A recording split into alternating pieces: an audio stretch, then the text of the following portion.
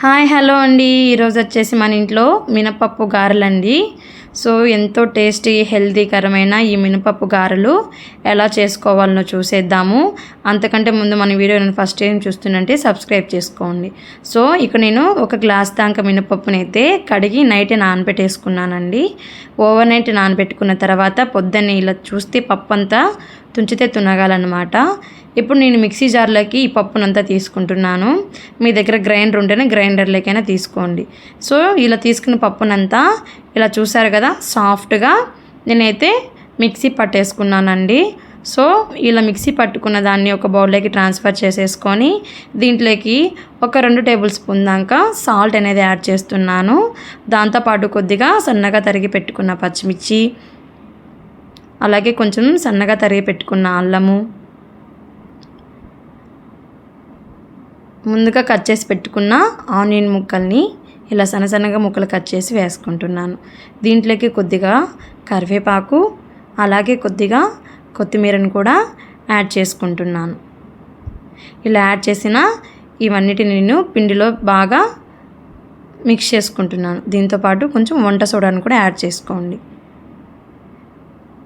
So పిండి soft అయ్యేంత వరకు ఇలా పిండినంతా మనము మిక్స్ చేసుకుంటూ ఉండాలి. ఇలా పిండినంతా మిక్స్ చేసిన తర్వాత ఇలా పిండిని మనం ఎంత సాఫ్ట్గా కలుపుకుంటే అంత సాఫ్ట్గా మనకి గారెలు అయితే వస్తాయండి. సో ఇక నేను ఒక 2 నిమిషాల పాటు పిండిని అంత నీట్గా ఇలా కలుపుకుంటూ ఉన్నాను.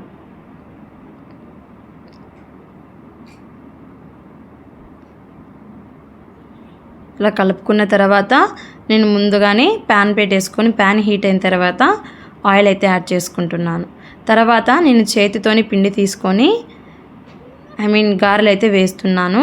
సో మీకు తగినట్టు మీరు క్లాత్ మీద కానీ కవర్ మీద కానీ తట్టేతన వేసుకోవచ్చు అనమాట.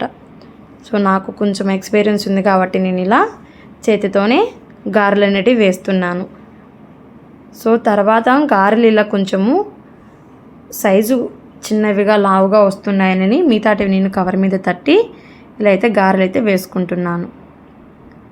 ఇలా గారెలన్నీ వేసిన తర్వాత ఒకటొకటిగా నేను ఇక్కడ టర్న్ చేసుకుంటున్నాను. ఒక సైడు రెడ్డిష్ కలర్ వస్తే ఇంకొక సైడు టర్న్ చేసుకొని ఇలా గారెలన్నీ బాగా కాగిన తర్వాత దీంట్లోనైతే నేను తీసేసుకొని పక్కన బౌల్లో వేసుకుంటున్నాను. ఇలా అన్నిటిని నేను బౌల్లోకి సర్వ్ చేసుకుంటున్నాను. అంతేనండి, ఎంతో రుచికరమైన మినపప్పు గారెలు అయితే రెడీ అయిపోయినాయి. దీంట్లోకి నేను చట్నీని కూడా యాడ్ చేస్తున్నాను.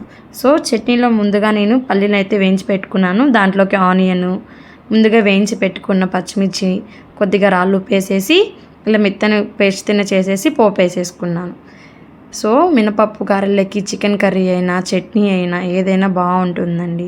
సో నేనైతే ఇలా కాంబినేషన్తో తిన్నానమాట. మీకు కానీ మన వీడియోస్ నచ్చితేనా లైక్ చేసి షేర్ చేసి సబ్స్క్రైబ్ చేసుకోండి. Thank you for watching.